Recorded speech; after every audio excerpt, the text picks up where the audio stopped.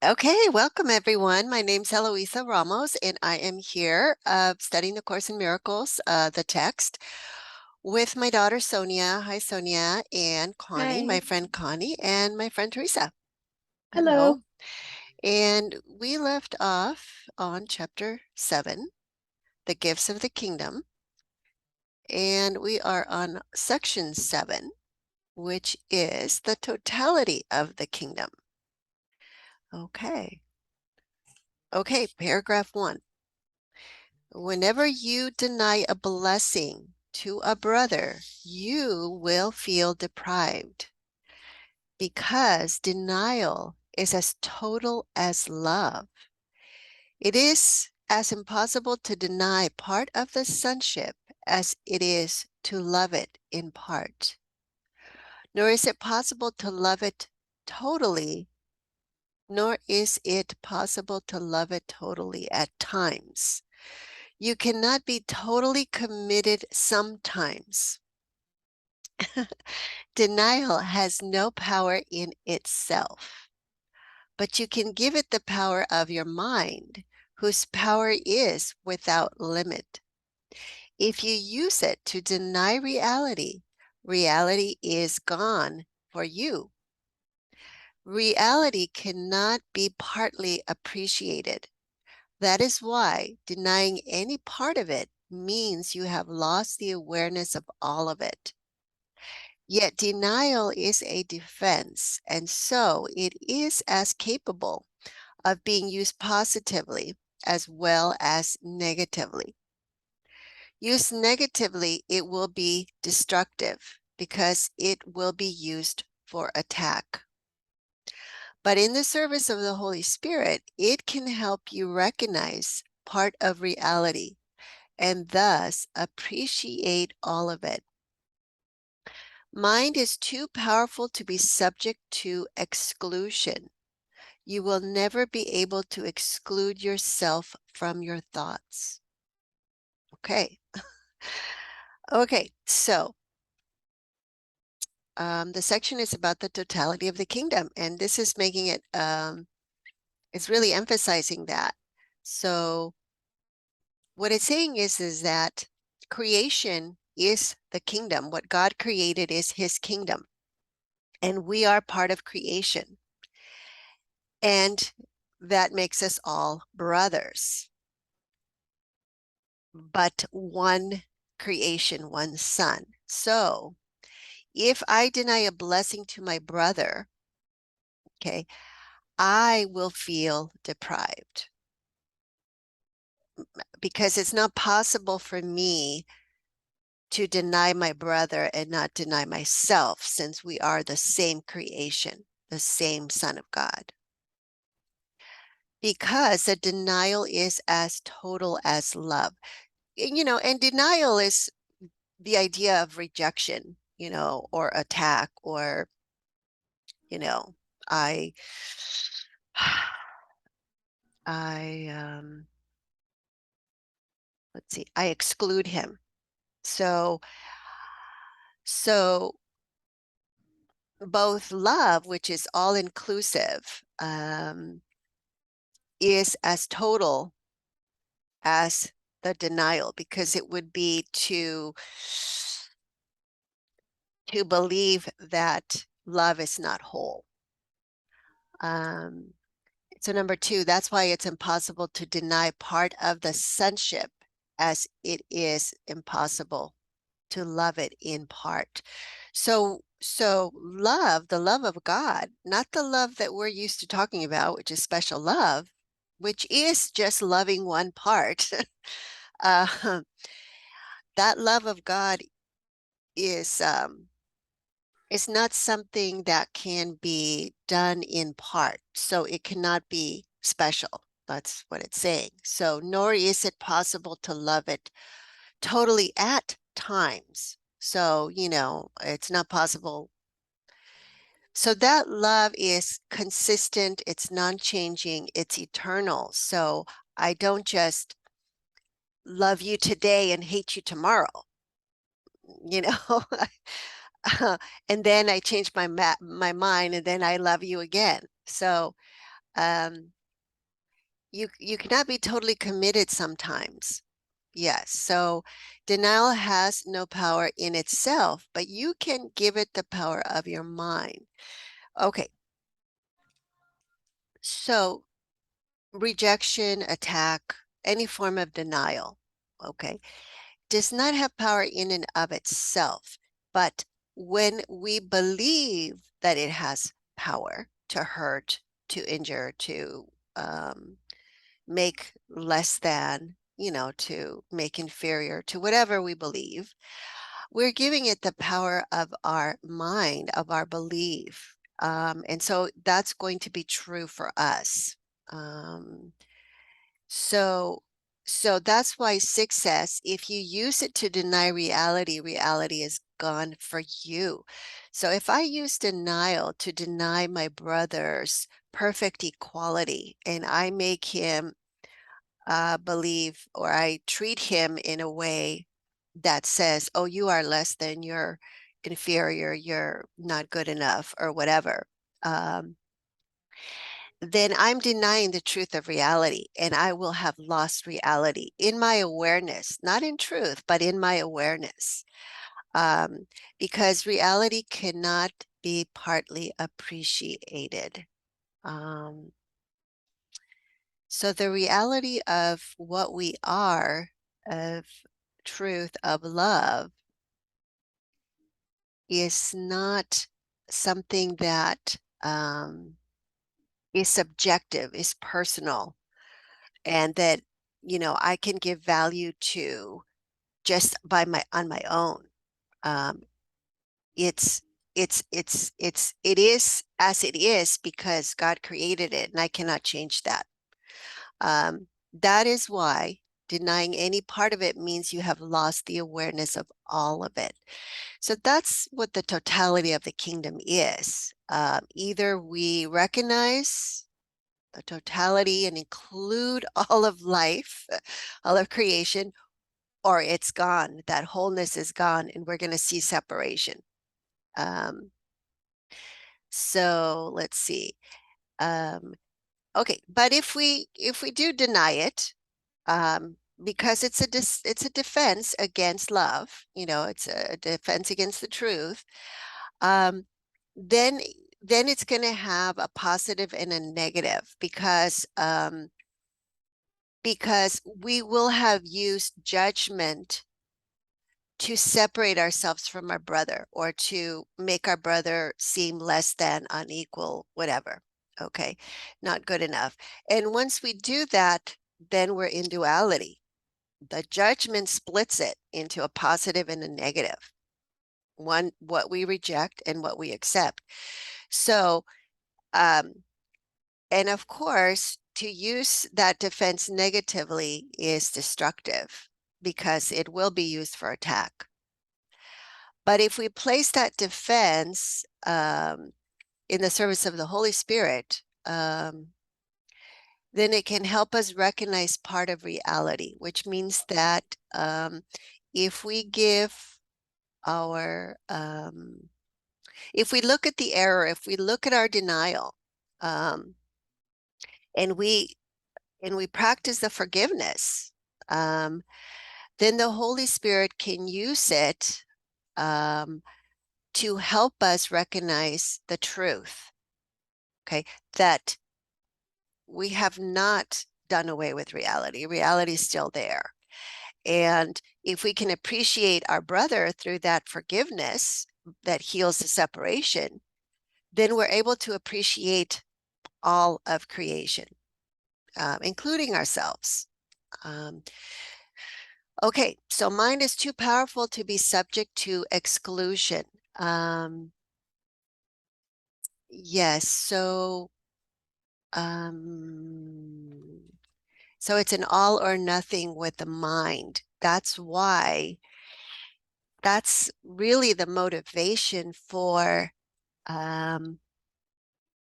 for for forgiveness. It's in our best interest to forgive, because there is no exclusion. If we give attack, we will receive attack, because it's one mind. And it says, 13, you will never be able to exclude yourself from your thoughts. So if we have judgmental thoughts, that's going to come back and bite us because we cannot exclude ourselves from the judgments we have made on others. Yeah. So, okay. Anything there? Oh, okay. Paragraph 2. When a brother acts insanely, he is offering you an opportunity to bless him. His need is yours. You need the blessing you can offer him. There is no way for you to have it except by giving it. This is the law of God, and it has no exceptions. What you deny, you lack, not because it is lacking, but because you have denied it in another and are therefore not aware of it in yourself.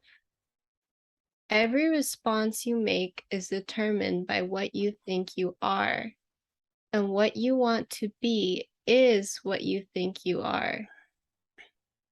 What you want to be, then, must determine every response you make.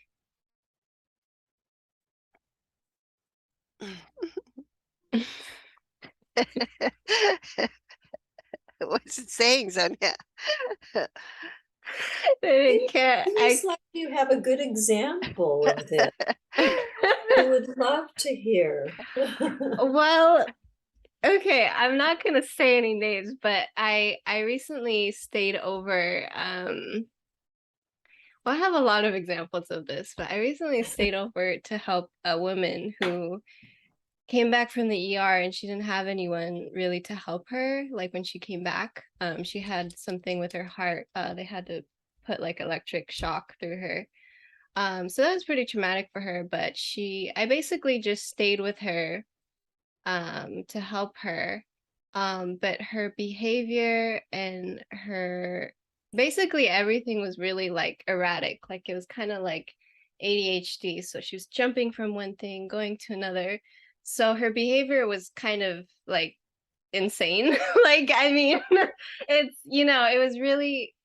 was really interesting because I was just observing like this woman is like in her late 70s. I don't even know. Like it's just amazing to me how like her thoughts, like she just couldn't stop talking. Like there wasn't a moment of silence. She was just go go go go go. So I think that it was a really good way just staying there and helping her like do the dishes and taking care of her dog and everything. um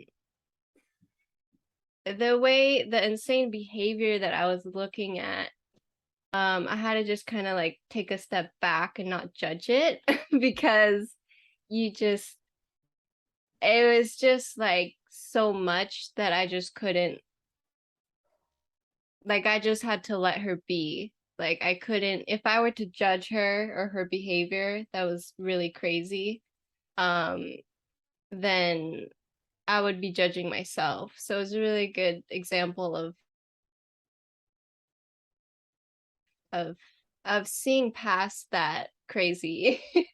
Like I don't know, I'm not explaining it well, but yeah, yeah, it's a really good way to see that insane behavior. Mm-hmm. Yes, and it's interesting that it's saying here in line 1 that it's it's offering you an opportunity to bless. Um, I mean, who in the world would ever think, oh my goodness, if your brother's acting insanely, look at it as an opportunity to bless him. Um, but it says his need is yours. So when we're not in our right mind, our behavior does, become very erratic, irrational, and it doesn't make any sense, because there's a lot of contradiction in it. And sometimes I think that becomes very fearful to us. because we tend to believe that people are their behavior, which is not true. Okay, but we tend to judge people based on their behavior. So we say, yes, I'm judging them. I'm really judging their behavior. Okay. But we all have moments, okay, when we are not in our right mind. And that's why line 2 says, his need is yours. And if we don't take that opportunity to see past the behavior and bless them, then we cannot offer that to ourselves. So number 3 says, you need the blessing you can offer him, because the law is giving is receiving. So number 4, there is no way for you to have it except by giving it. Okay. And I remember in the previous chapter, we were talking about the Holy Spirit, the gifts of the Holy Spirit. I think one of them was to give all to all. Okay. So this is basically saying the same thing. Number 5, this is the law of God and it has no exceptions. So when you deny, you lack. Okay, so to deny someone a blessing or to deny someone compassion or love or kindness is to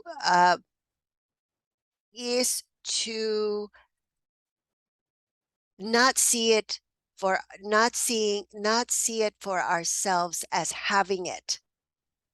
Okay, because the only way to know that we have something is to give it.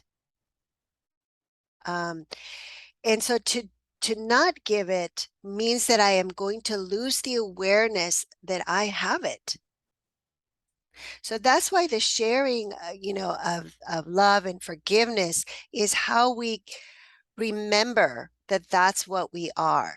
Okay, because later on it talks about identity. So what you deny, you lack, not because it is lacking, but because you have denied it in another and therefore not aware of it in yourself. So every response you make is determined by what you think you are. And what you want to be is what you think you are. Okay, so So we have to decide what we want to believe we are, what we think we are, okay? Because that's the decision-making mind. Do I want to believe that I am a creation of God and that I am as God created me, completely loving? Or do I want to believe that I am separate from God and that I have attacked God and offended God and now God is going to punish me and I'm guilty? Okay. So whichever one I choose to believe is what I'm going to think that I am, and therefore I'm going to operate from that place of giving what I think I am. So what you want to be then must determine every response you make. So that's why the course does not focus on behavior, doesn't focus on the responses that we make. It focuses on the idea of the mind is the only causal level, because that's where we decide what we want to believe we are and what we want to be. Okay, not because it does anything, but because it brings because it's true perception when we align those beliefs with truth. Okay. And then we can be happy. Because we will be giving what is loving and what is a blessing, and we will be receiving that. And we'll be at peace and happy. Okay. Number 3. So wait, Oh, go ahead. I have a question. in line 7, every response you make is determined by what you think you are. So if you're identified with the body and the behavior, then, because I'm just thinking about the woman in my example, Mhm. it just kind of clicked for me that every single thing that she was doing was based on the idea that she was a body and that she was sick and that she was, had all these issues. So all of her responses, her whole day-to-day life was basically surrounded by keeping her body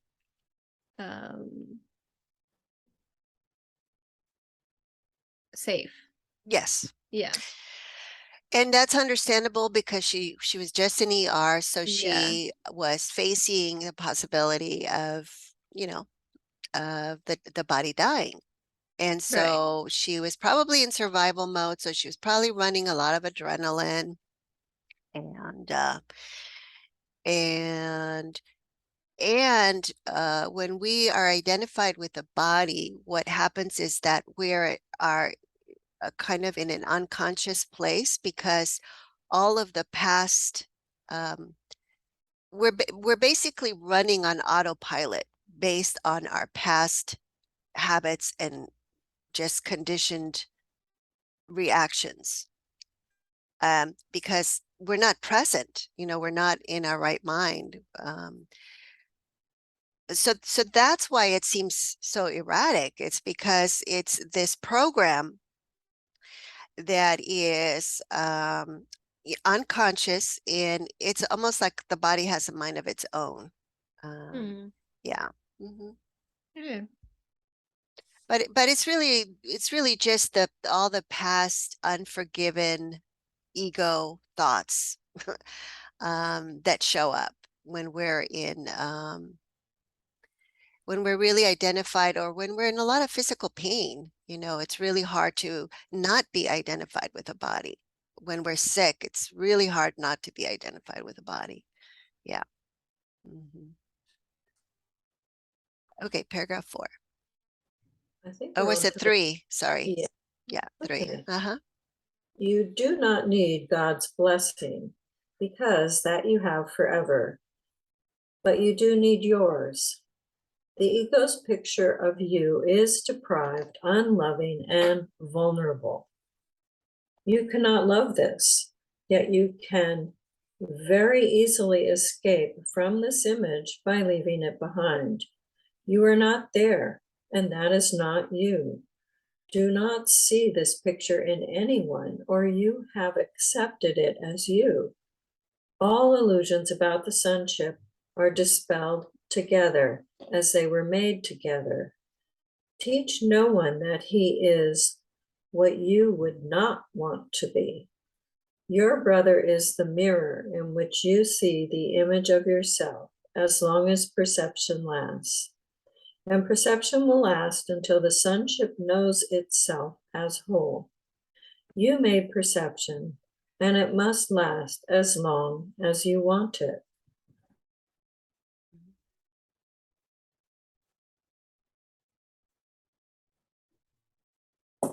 Yeah. Anything, Connie? No. Okay. So the blessing is not really, the need for blessing is not really for God to bless us, because God is constantly blessing us. That's what God is. He is unconditional love. But we do need ours because we have believed the ego's picture of ourselves as deprived, unloving, and vulnerable. And of course, that means that we believe we are the ego or the body or both.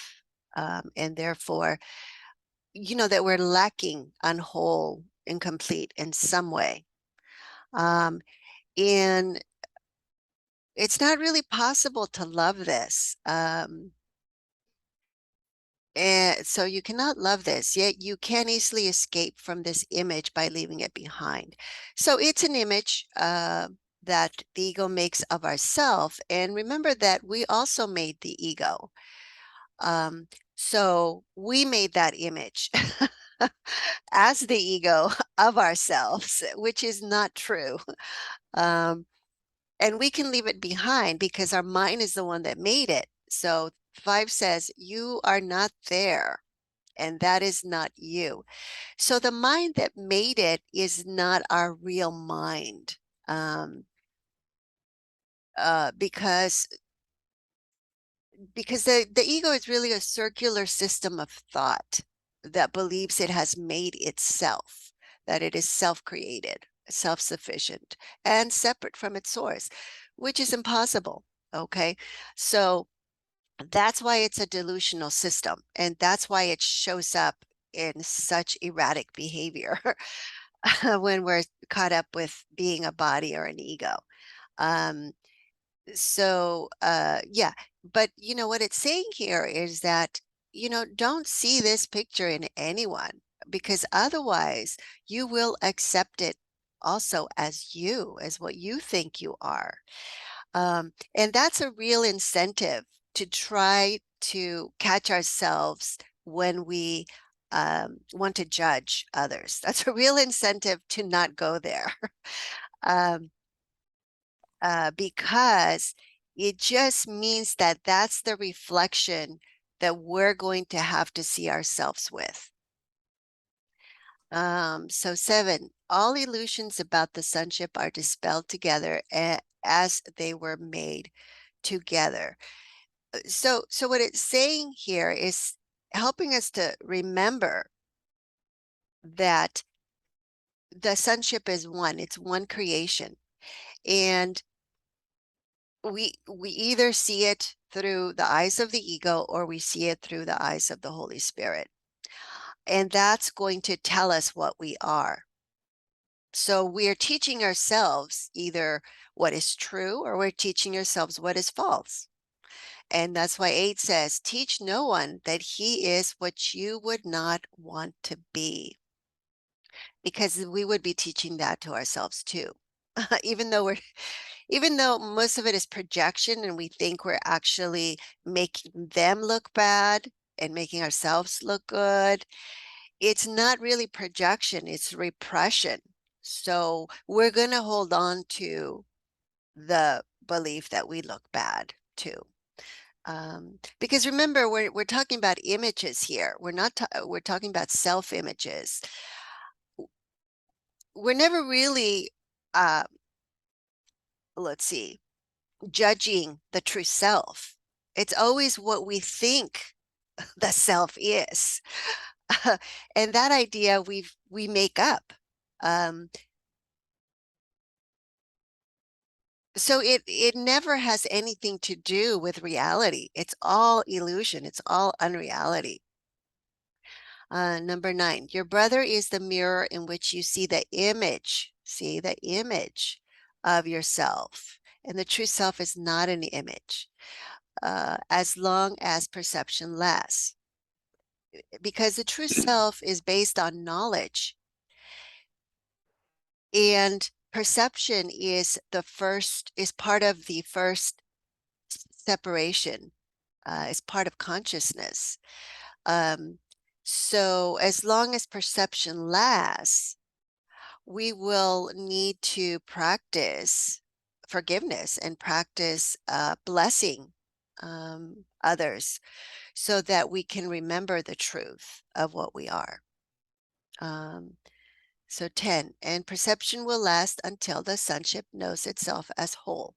So that's the lesson. I mean, that's ultimately the lesson, which is to remove the blocks to the awareness of love's presence, which is wholeness, which is, one sonship, one God.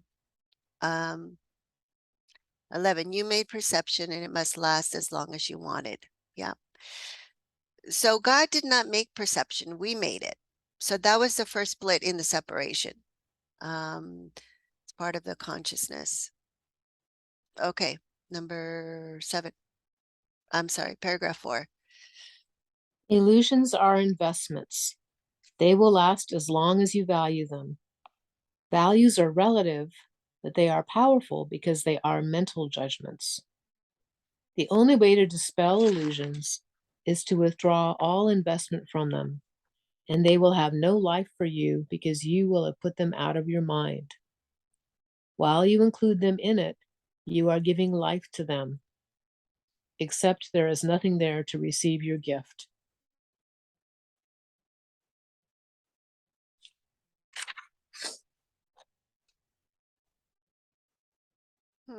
Anything, Teresa? I'm not really sure. Yeah, it's a very interesting paragraph. Mhm. It's a, interesting way of looking at illusions as investments in value. So they will last as long as you value them. So when we value something, we are giving that something value. It's not that it has value in and of itself. That's why, when we go to the store, we'll say, oh no, that's too expensive. I'm not going to buy that. Or oh, I'm gonna wait, until it goes on sale, and then I'll because I'm the one deciding how much value it has for me and how much I'm willing to invest or pay for to have that. So it's the same thing with illusions. They're investments, and as long as I'm giving them value, let's see, um, they will be believed. So anything that I value, I give my belief to. Um, and number 3 says values are relative, but they are powerful because they are mental judgments. Yes. So once I judge something, uh, I will have given it value. Part of it, I will reject and say, oh, that has no value, but this part has value for me. So I go to the grocery store and I'm like, oh, I really like this brand of coffee, so I give that value. And I'm like, oh, that other brand is, it's awful, don't buy that. Okay. So I'm using a mental judgment to decide what has value for me and what I want to hold, what I want to have. And it's saying that's the same thing here with the thoughts in our mind. Okay. So if I give value to the ego thoughts, I am going to include them in my mind. So let's see. Okay. You so number 4, the only way to dispel illusions is to withdraw all investment from them, and they will have no life for you because you will have put them out of your mind. Okay. So it's like saying, okay, I'm not going to buy that brand of coffee. Okay, I'm not going to invest in it, but I'm going to invest in this one and I'm going to take it home and keep it in my kitchen. Well, that's like saying, okay, well, this idea, this ego idea, um, you know, it can serve me. I like what I do with it. I like the taste of it. I have a preference for it. Okay. So I'm going to keep that in my mind. It has value for me. Okay. And so I keep it in my mind. And because I keep it in my mind, I give it power. And when I give it power as a belief, then it manifests for me as an experience. It projects onto the world. Okay. So, number 5, while you include them in it, in my mind, you are giving life to them. That's what it means, is that by giving it the power of our mind, we give it reality. And if there's enough people giving those ideas reality, we make up this whole collective world and all the major events that show up. So 6, okay, okay, except, okay, there is nothing there to receive your gift. So we're giving power to ideas that are unreal. They're illusions, they're imaginary. And that's why the world that we perceive is unreal, okay? Because it's reflecting back the ideas that are not true. They're imaginary thoughts that we come up with. They're illusions. Okay, so we're giving the power away to nothing. And that's that's not necessarily a bad thing. That just means we don't have to be afraid of those thoughts that we are giving value to. Okay, because in reality, they're nothing. And any power that we give them is solely coming from our belief, from our mind. They don't have power in and of themselves.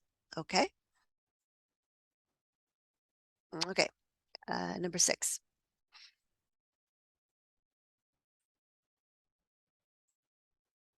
That I would think be it's My you, turn? It's my turn. Eloisa. Mhm. Only Yeah. honor is a fitting gift for those whom God himself created worthy of honor and whom he honors. Give them the appreciation God accords them always, because they are his beloved sons, in whom he is well pleased. You cannot be apart from them, because you are not apart from him. Rest in his love and protect your rest by loving.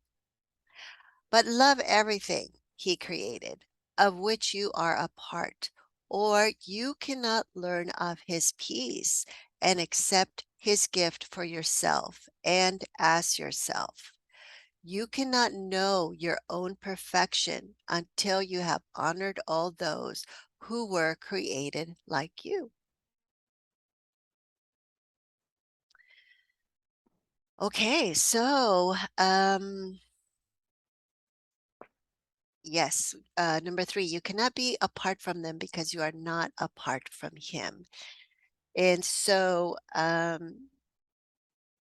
to rest in God's love um, is really to live in grace. And the only way that we can live in grace and in peace is to offer that to our brothers without exception. Um, and that's honoring our brothers, because that's how we honor God, because that we are God's creations, and we are created worthy of that honor. A lot of times, we believe that we are unworthy of love, or that we are undeserving of love, or that only some people are worthy or deserving of love, of God's forgiveness, we want to make exceptions, basically, um, to forgiving or to loving. Because again, we look at people's doings and that insane behavior, and we want to judge them based on that insane behavior, which is not what they are. And we want to be careful to not go there, because it's just going to reflect back, you know, on our own, on our own self and what we think we are. Um, so, okay, number 7. One child of God is the only teacher sufficiently worthy to teach another. One teacher is in all minds, and he teaches the same lesson to all. He always teaches you the inestimable worth of every son of God, teaching it with infinite patience, born of the infinite love for which he speaks. Every attack is a call for his patience, since his patience can translate attack into blessing. Those who attack do not know they are blessed. They attack because they believe they are deprived. Give, therefore, of your abundance and teach your brothers theirs. Do not share their illusions of scarcity, or you will perceive yourself as lacking. That reminded me of the example I was telling you, Mom, about the food at the JC. Yeah. Oh, yes, yes, Yeah. It's yes, just when it said scarcity, but yeah. Uh, yes. Mhm. Yes, So so could you elaborate a little bit? oh yeah. So I I have I many examples of all this myself, but mhm. yeah, go ahead. So I think it's relevant here just because of line 8. I think I'm trying to understand the attack part in it, but maybe somebody can help me out. So last week I went with someone to go pick up some at my junior college. They have like a food pantry like every week, so it's free for anyone, all students. You can go, you can grab just a bunch of food, really good vegetables and stuff for free. So I go every week with this person, and we have our little routine. And this week they gave us like a lot of food. Like I didn't expect to get that much, so there was a lot more than we had prepared for. So I had only brung one bag, and my friend only brought one too. I was able to fit everything in 2 bags, but she had like 6 bags, 5 or 6 bags. So I was like, oh, okay, why don't we make 2 trips? That's what I was telling her. So she's like, okay. But she says, here's the car key. Why don't you go first to the parking lot and take your stuff, and then I'll wait here with the bags. And at first I was really confused because I asked her, well, don't you want to come with me? We can make 2 trips. That way you can take some with me, and then we'll come back and I'll help you to carry the rest. And so she was like, no, no, no, no. I'm gonna wait here, with the stuff. And so for a second I was really confused because I was like, well, why wouldn't you want to come with me? We can make 2 trips. But then I realized, because she told me, no, I want to keep the food here. Like I want to stay with the food. That way nobody takes it. And so so then I was like, oh, okay. So I just took the key and I went and I dropped the food off, came back, and then I helped her with the stuff. But I realized that um she was doing that because she didn't want anyone to take the food just left there. But the food was free and there's an abundance of it, and it's the student campus, so nobody would have ever like taken it. But it was that scarcity belief of, oh, I can't leave, anything, otherwise somebody might take it, that she has going on there, that scarcity belief. Even though, like, even if somebody were to take it for who knows what reason, we could just go up to the window and say, hey, could we get some more, because it's free. So I think that was an example of this. I was just trying to see where the attack, I guess that would be the fear for her, would be that somebody would come and take it, and that would be the attack, right? Yes. Yes, exactly. So the Okay. belief in scarcity is a belief in attack because there's not enough for everyone. Oh, okay. So in other words, if I have enough and I'm not lacking, that it means that I've taken it from you and you're lacking. And so I have attacked you. So there's going to be guilt both with not having and with having. You see what I'm saying? Because the having means that I have somehow, taken it away from you. So now I have it, but I'm guilty for having taken it. And then vice versa. I'm going to be afraid that because I've attacked you in order to have, then I'm going to be afraid that you're going to want to take it back from me and attack me because I have and you don't have. So, and that's what number 6 says, is that they attack because they believe they are deprived. Yes. And when we believe we are deprived, we're not in a position to give because we don't recognize that we are created without lack. We are created with everything, as everything, by a creator that is infinite. and provides for us. So that we don't, that's why the Course says that needs are illusions, okay? Because God provides for everything. So there are no real needs to the Son of God.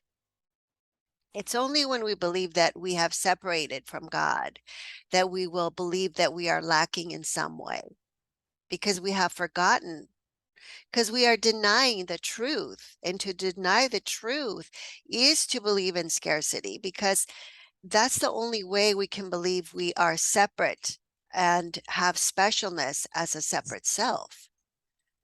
Scarcity is, it's a necessary belief in that, the ego thought system. So that was a really good example. So how my issue is, it's like I've always got to be right and prove, okay, the other person and you know how they messed up or whatever. And I really got a couple examples of that yesterday, and just trying to be right. And I actually even told this woman in the grocery store, you were talking about grocery stores, she was wrong. And I said it so emphatically because I was so tired of going back and forth about it. And anyway, but you know, it didn't really do a whole lot of good. And I didn't, you know, I'm seeing that it was a really big opportunity, yeah, to do that differently. And yeah. Well, it's a similar, it's the same thing, because it's a scarcity belief. Right and wrong are also part of the scarcity belief, right? You both can't be right. You have to make her wrong in order for you to be right. Yeah. Okay. So, Or yeah, so it's part of the, it's part of the scarcity belief. And the scarcity belief is not true. So remember that thoughts are either true or they're false. It's not about them being right or wrong. yeah. Yeah. So once we get into the right and wrong, we're into the scarcity belief. Well, okay, we can talk about that a little bit later, but yeah, I'm a little confused with something around that, but okay, thank Yeah, because there's the belief in separation. Anytime there you. is a scarcity belief, there's going to be a belief in separation. That's it right there. Immediately separation. Yeah. Yeah. And there's going to be guilt because it's either you or me. You see, and if I'm right, I'm going to believe that you're wrong and that you're the one that's guilty and I'm the one that's innocent. But I'm Yeah. actually not getting rid of the guilt. I'm just repressing it so I don't see it. And then I feel worse. I mean, which is a good thing, because I'm really getting these, you know, things showing up in my life more and more. And I get it. Boy, are we given what we're supposed to get in order to heal? And boy, yeah. Yeah. So Yeah. yeah. Yeah. I And just, yeah, getting it. yeah, that it's not in your best interest because you're just It's yeah, worse. It exactly. becomes worse. Yes, That's it's something I haven't really realized. Yeah, yeah. It's a big mind. Yeah, I won't use the F word. Big mind faux pas. yeah, so so that's what it's really saying here, is that there's no way for us to you know, give attack and not receive attack, because giving is receiving. It's not just about blessings, but it's, you know, either we bless and receive blessings or we attack and receive attack. So it's our, you know, it's our decision. But at some point, like you're saying, Connie, you realize, hey, wait a minute, I don't really want to suffer here. You know, I can change my mind. Yeah. Yeah. Okay, number 8. I don't remember who went. Attack. Attack could never promote attack unless you perceived it as a means of depriving you of something you want. Yet you cannot lose anything unless you do not value it and therefore do not want it. This makes you feel deprived of it. And by projecting your own rejection, you then believe that others are taking it from you. You must be fearful if you believe that your brother is attacking you to tear the kingdom of heaven from you. This is the ultimate basis for all the ego's projection. I'm going to let you Okay. do that. My mind is a little from thinking about all this stuff. Okay, let's just do line by line there. Okay. Attack could never promote attack unless you perceived it as a means of depriving you of something that you want. Okay.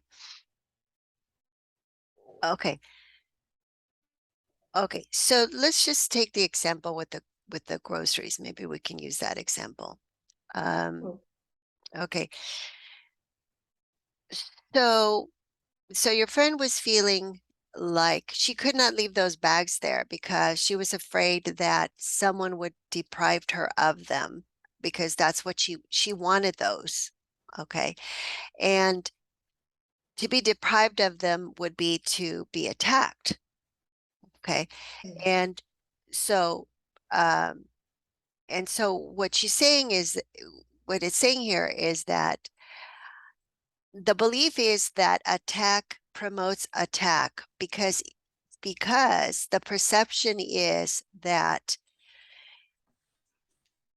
what you're taking away from me is something valuable to me that I want.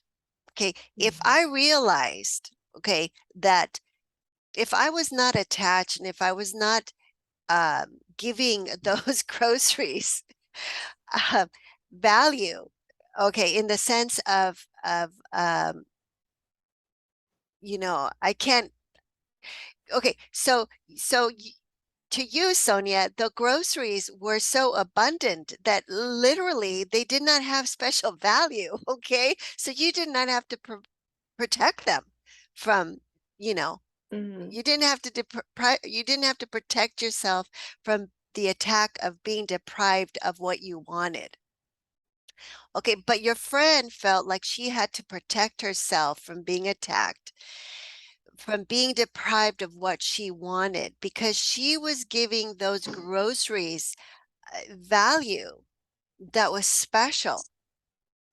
And once you make them special, you make them scarce, and you can't see that there is no scarcity. There's plenty of groceries. You just tell the person, excuse me, someone took the groceries I had here. And she'll say, okay, well, you can have, we'll give you some more. So so okay, so what it's saying here, it has to do, attack can only be attack if you want the thing, if you are giving value to the thing, okay, and you lose it or someone deprives you of it. So it's investment, right? It's investment. And so number 2 says yet you cannot lose anything unless you do not value it. Okay. So the idea of loss is not that someone takes something from you, takes a bag of groceries from you. Okay. The idea of loss is that you no longer give it value, and therefore you do not want it. Okay. So for example, so say I buy a I don't know, a dress. Okay. And obviously I gave it value because I purchased it and I wanted to wear it and I thought it was pretty or whatever. Okay. So okay. And after a year it sits in my closet and I never wear it. Okay. Okay. And so Yeah. over that year, I have changed the way that I value it. Okay. It's just sitting there and it's no longer attractive to me. And I really don't have any desire to wear it anymore. And in fact, I may not even remember it's in my closet. Okay. And why is that? Well, because I don't want it anymore. Okay. So, um, so, so that dress is literally still in my closet, but it's lost to me because I no longer desire it anymore. I have found other things that have captured my attention, and the style is different now, and I want a different style now. Okay.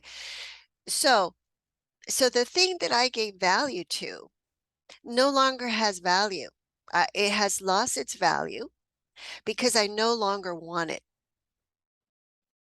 Okay. So you cannot lose anything unless you do not value it. Okay.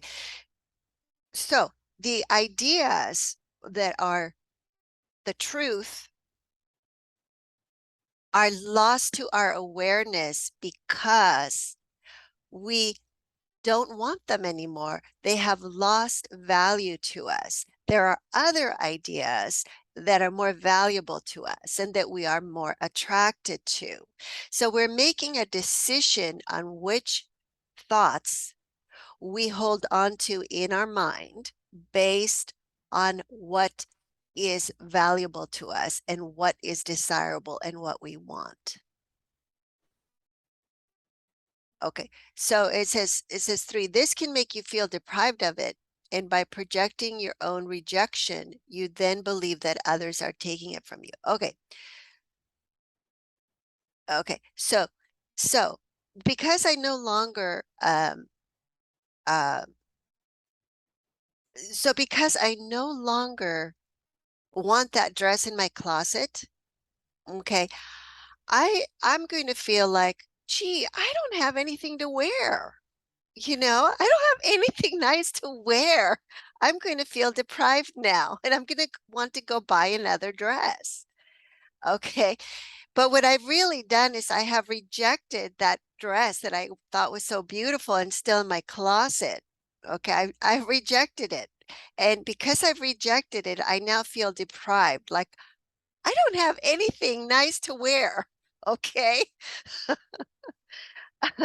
And so, um, I project it, that rejection of that dress, I project to you and then believe that others are taking it from me. So then when I see someone with a really pretty dress on, I'm like, oh, that dress is so beautiful. Look how beautiful it looks on her. Okay. Well, I want that dress too, and I'm going to believe that I need to have that dress. Okay, I want that dress. Okay, and it will feel as if she took it away from me. Like, yeah, where did you buy that dress? It's really nice. So I am going to want that dress that she has now, and because I want what someone else has, it's as if I am believing that she has taken it away from me. Does that make sense? So I will be jealous of her. So are you saying that the wanting in your mind has already made it seem that you have it in your mind and therefore you're losing it? Is that what you're saying? The wanting is what tells me that I have it or I don't have it because of the value. So Oh, okay. what it says here is that you cannot lose anything unless you do not value it and therefore Oh, do not want it. Okay. So there is no real loss in the world. We make up the idea of loss, okay, by by um, by no longer wanting what we wanted before. Okay, and because our wants are so fickle, we seem to experience loss all the time. Mm. Okay, but it's not true. You know, that dress is still in my closet. It's like, it's like my son, you know, he'll go into the kitchen, he'll open the refrigerator, it's full of food. And he's like, there's nothing to eat. And I'm like, what? So he feels deprived, you know, like there's nothing to eat. And I'm like, excuse me, that whole refrigerator's full of food. Well, it's nothing that I want. Oh, okay. Yeah, can I have money so I can go out and buy some fast food? You know? So so it's the point about the feeling of scarcity of deprivation. Okay. We're not it's not that it's not real. It's a made up idea. Okay, that's the point. That's the point. Um, and then we believe, oh, well, my friend, you know, he has money to go out and get fast food whenever he wants, you know. So um so then I make up this belief of separation. Oh, well, geez, you know, my family is not good enough because they don't have enough money to give me, you know, $20 every day for fast food. You know, and my friend, he gets it every day. Okay. So we start making these comparisons and these judgments, and we start making up these ideas of separation, um, based on nothing, um, uh, you know, on my wants that, you know, I just make up because, you know, because it's cool to go out and get fast food. You know, that's what everybody, you know, that's cool does, that kind of thing, whatever is that we've defined that way. Um,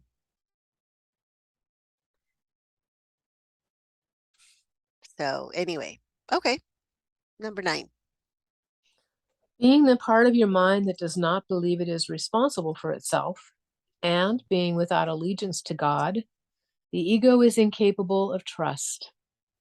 Projecting its insane belief that you have been treacherous to your Creator, it believes that your brothers, who are as incapable of this as you are out to take God from you. Whenever a brother attacks another, that is what he believes. Projection always sees your wishes in others. If you choose to separate yourself from God, that is what you will think others are doing to you.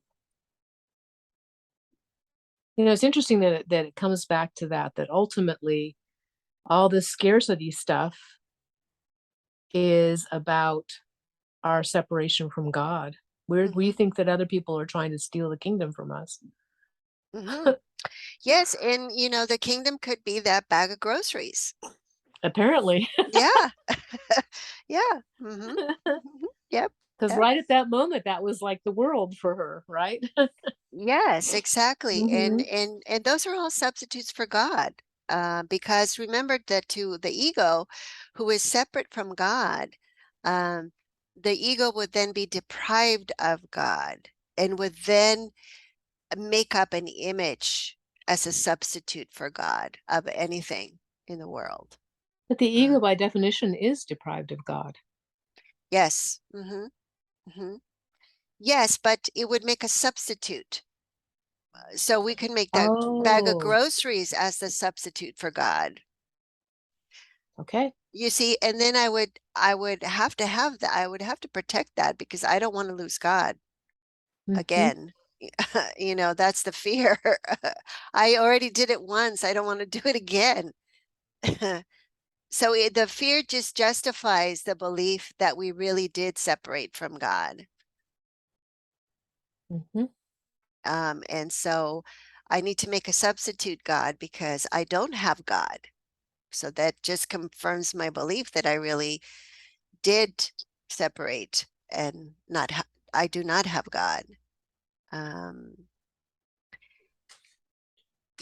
so let's see.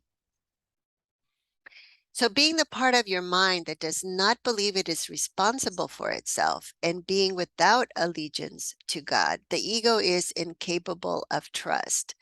Well, if it doesn't believe it's responsible for itself, well, it's going to be irresponsible. So the ego is not going to be able to trust, okay, because it believes that it itself is irresponsible. Um, so so the ego cannot trust. So let's see, because it believes it has betrayed God. So being without allegiance to God. Okay. So it doesn't have a very good, has very low self-esteem. Interestingly enough, because then it goes to this trouble of going to the other side to arrogance to compensate for that low self-esteem, you know. Yes, so projecting its insane belief that you have been treacherous to your creator. So the ego then projects onto us what it feels guilty for, and believes that your brothers who are as incapable of this as you are out to take God from you. So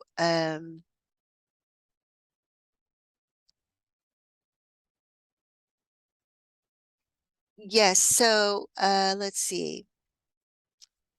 And remember that to the ego asks God for specialness.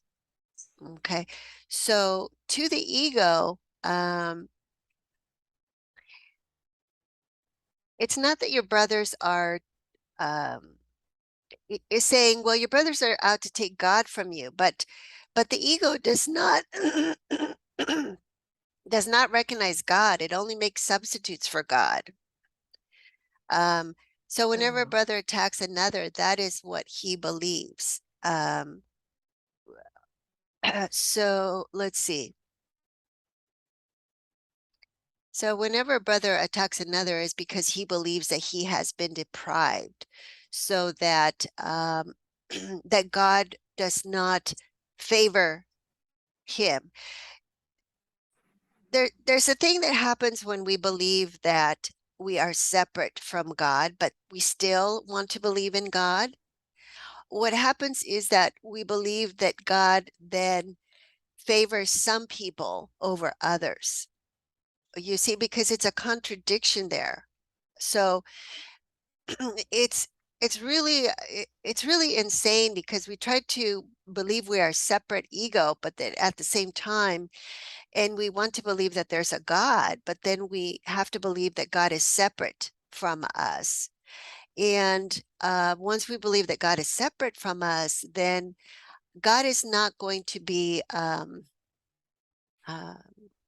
unconditionally loving. God is going to be someone that gives preference to some who follow his, you know, his commandments, and not to the others who don't. Um, uh, and and and and that kind of comes in with what Connie was saying. That makes that makes some of God's children right and some of God's children's wrong in the eyes of God. So they're going to make God into a God of judgment rather than a God of unconditional love. And so it's going to be very important to be right, because only those that are right are going to be saved by God. Those that are wrong are going to be punished. They're not going to be saved by God. And a lot of times that's how it plays out in our childhood, because parents punish us for doing things wrong. And they reward us for doing things right. So it becomes very, very important to be right, because we have it associated with reward, and being wrong, we have it associated with punishment.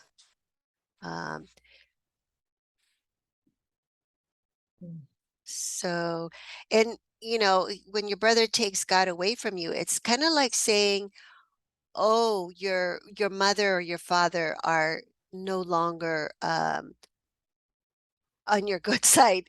You did something bad, now your father and your mother turned against you. So your brother, okay, who is right, has now taken God away from you. Okay, because now your parents are on your brother's side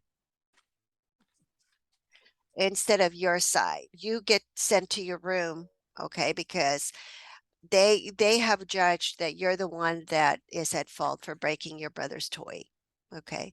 And your brother is the one that, you know, gets to be consoled because he's crying, you know, and mom and dad are, oh, don't worry, honey, you know, we'll help you fix it and whatever. So, so let's see. Incapable, okay, take God from you. So whenever a brother attacks another, that is what he believes. Yes, that you have lost favor with God.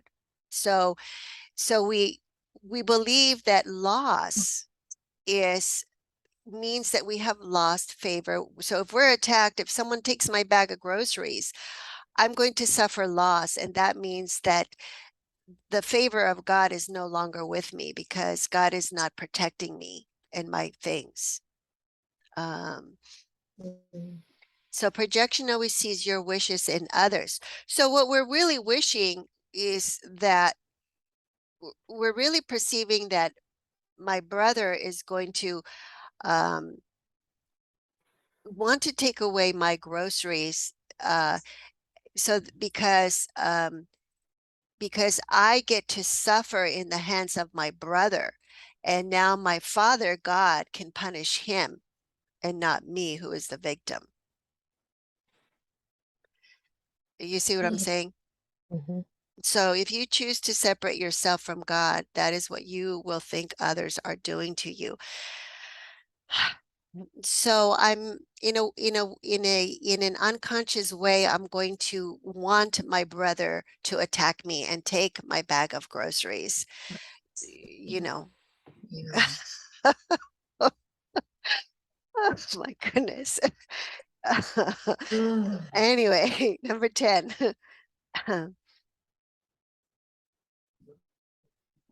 Is it my turn? Uh-huh. You are the will of God. Do not accept anything else as your will, or you are denying what you are. Deny this, and you will attack, believing you have been attacked. But see the love of God in you, and you will see it everywhere because it is everywhere. See his abundance in everyone, and you will know that you are in him with them. They are a part of you as you are a part of God. You are as lonely without understanding this as God himself is lonely when his sons do not know him. The peace of God is understanding this. There is only one way out of the world's thinking, just as there was only one way into it. Understand totally by understanding totality. Okay. Okay, so what it's saying is you are the will of God. Okay, there are not separate wills. That's why attack is not really attack. Okay, so in the case of the groceries, my brother's not really going to attack me because I want them to attack me. I want them to take my groceries because that's how I can justify my attack on them. Okay, or that's how I can justify believing that God's going to punish them and that I'm innocent and that they're guilty. Um, uh, so, so it's the idea that that we need the idea of attack to support the belief in separation. It proves that we are separate. Okay. It reminded me of something else that that happened this week. We we're checking out of the store here, and they have people checking receipts on the way out because a lot of it is you just check yourself out. It's automated. And so Sonia and I went up to the elderly gentleman there who was taking the receipts. So he's like, "Oh, how are you today?" And we're good, thank you. How are you? And he's like, "Living the dream," And so we laugh, you know. So I go, "Oh, well, hopefully it's a happy dream." And he said, "Well," he said, um, he said, "I was dreaming that someone won the lottery." He said, "But it wasn't me. It was someone from Illinois, Illinois is another state." And I'm like, and so is that what he said, Sonia? Is that what he said? I didn't catch most Yeah. of it. Yeah. Yeah. So he was making a joke because he was saying, "I'm living the dream, but I dreamed that someone won the lotto and it was supposed to be me, but it wasn't me, it was somebody else. So we're just, and so let me see if I remember what I said to him. I forget what I said to him, but anyway, I thought about that a little bit afterwards, and I thought, okay, so what he's saying is, okay, well, this is not a happy dream. Okay, because I wanted to dream that I won the lottery, not that my brother won the lottery. Okay. And and then I thought, oh, but you know what? In a dream, every single person in the dream is a symbol.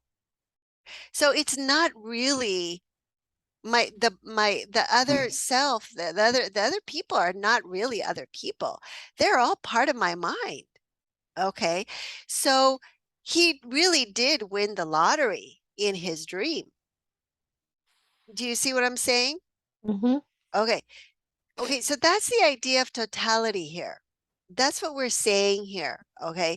This whole thing is a dream of separation, but in a dream, every single part is still part of the same mind that's having the dream.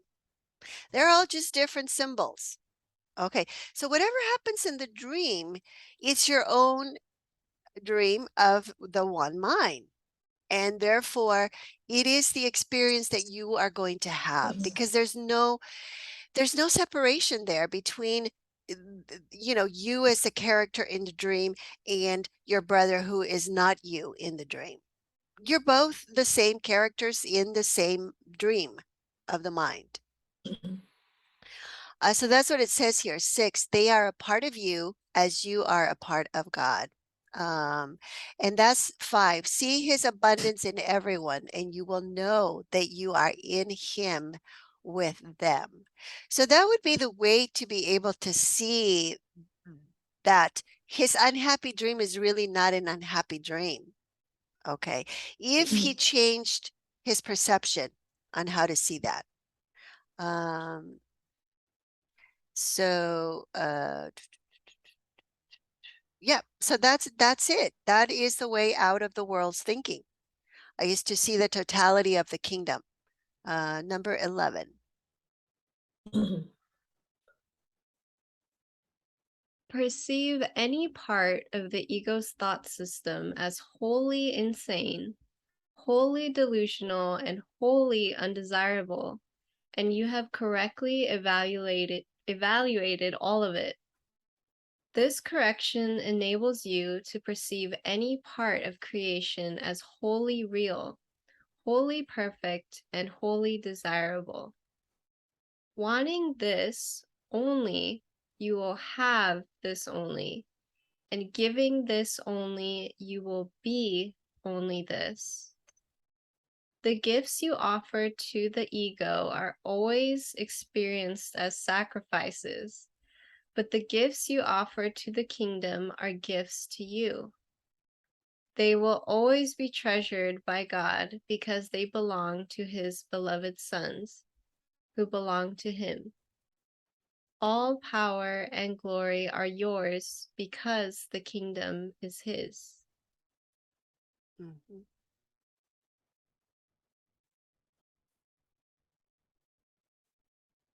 Anything you want to say, Sonia?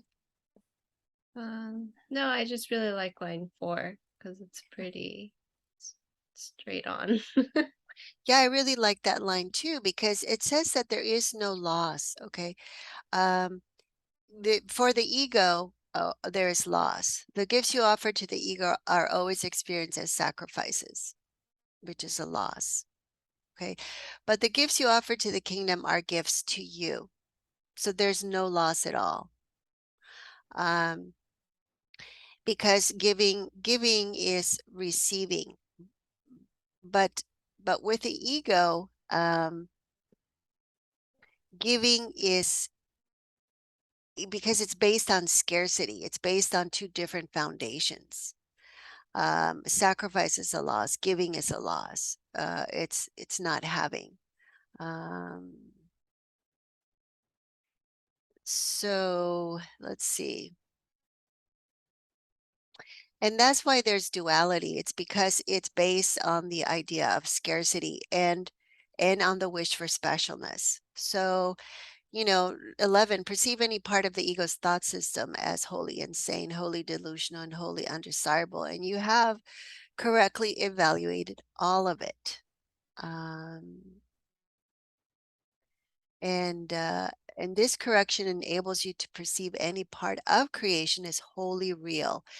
So,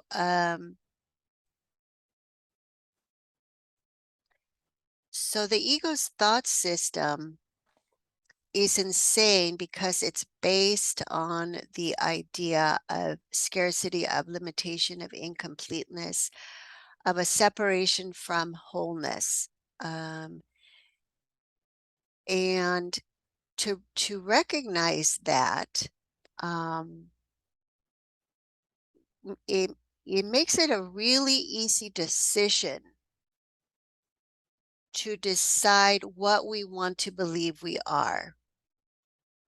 Okay, because who in their right mind wants to choose scarcity and limitation and incompletion? No, nobody would choose that. Because we all know how that feels to believe something like that. Um, so, and so to recognize that the kingdom is what God has given us. Number 6, all power and glory are yours because the kingdom is his, and and that's what we are as his kingdom, is to recognize that the decision that that it's not even really a real decision, because you can't really choose illusion. You can't really choose the ego. You're choosing nothing. Okay. But we can believe that we can give value to nothing. And then choose that in error. That's basically the error. So um, um, So the gifts, number 4, the gifts you offer to the ego are always experienced, but the gifts you offer to the kingdom are gifts to you. They will always be treasured by God because they belong to his beloved sons who belong to him. All power and glory are yours because the kingdom is his. Because yes, so the totality of the kingdom is that it belongs to all of us, not just a few, not just the chosen few, not just those that go to church, not just those that are that behave correctly or rationally, but it belongs to all of creation. And that's just how it is. And we can believe whatever we want to believe, but the love of God does not change because of what we believe. So that's the bottom line. Okay. Okay, so let's see, any questions before we stop? You know what? We actually skipped paragraph 5. Oh, well, thank you for catching that. Let's go back up to 5. Okay, you want to read it, Teresa? Sure, sure. The gift of life is yours to give because it was given you. You are unaware of your gift because you do not give it. You cannot make nothing live, since nothing cannot be enlivened. Therefore, you are not extending the gift you both have and are, and so you do not know your being. All confusion comes from not extending life, because that is not the will of your Creator. You can do nothing apart from Him, and you do nothing apart from Him.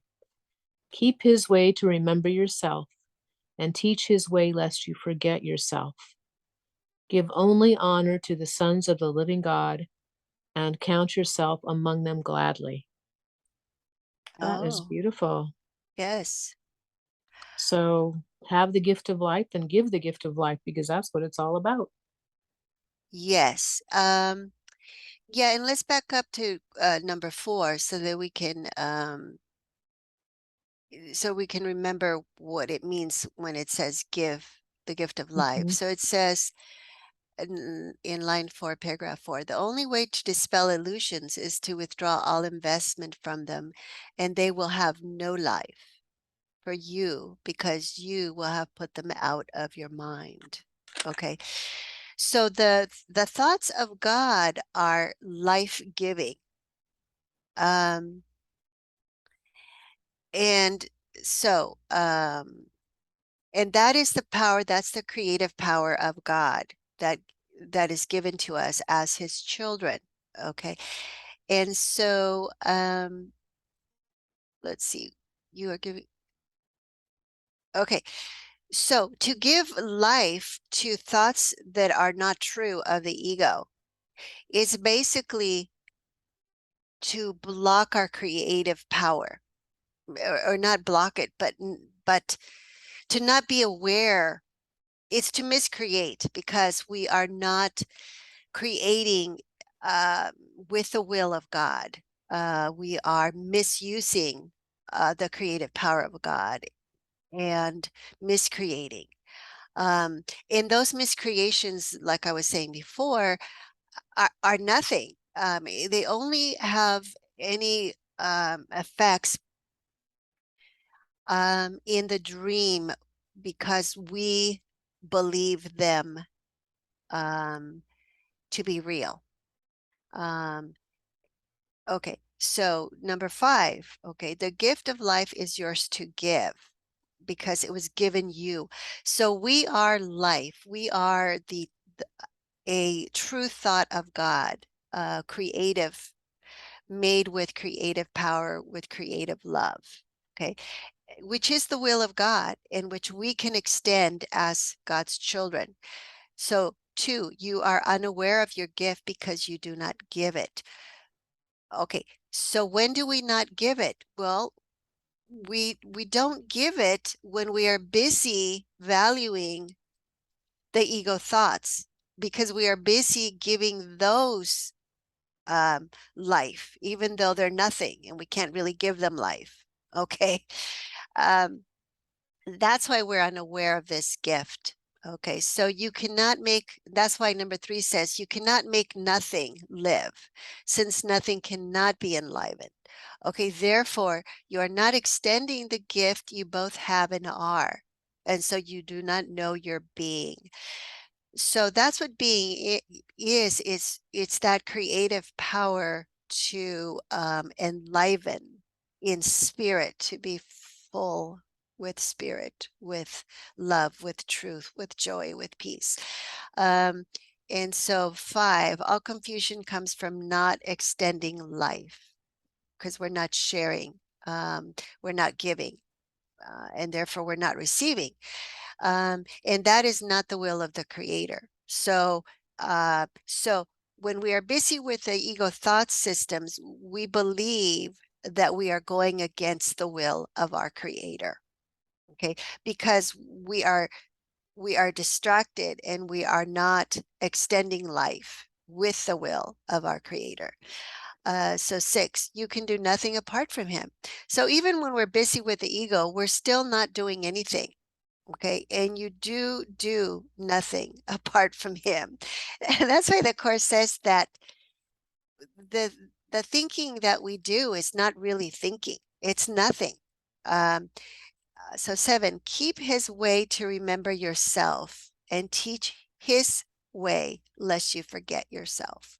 Okay, so we want to remember love, keep His way. We want to practice forgiveness, to remember ourselves, and to teach love, because that is what we are. So we don't forget ourselves. Give only honor to the sons of the living God and count yourself among them gladly. Okay.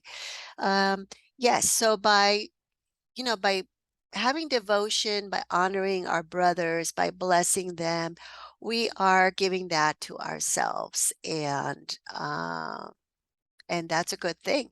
So we can be glad. Okay, so that was a really, really good paragraph, Teresa. Thanks for catching that. Okay, let's see. Okay, so the next section is 8, the unbelievable belief. And that would do it for today. Okay, thank you, thank you, thank you. Until next time, let's see you next time.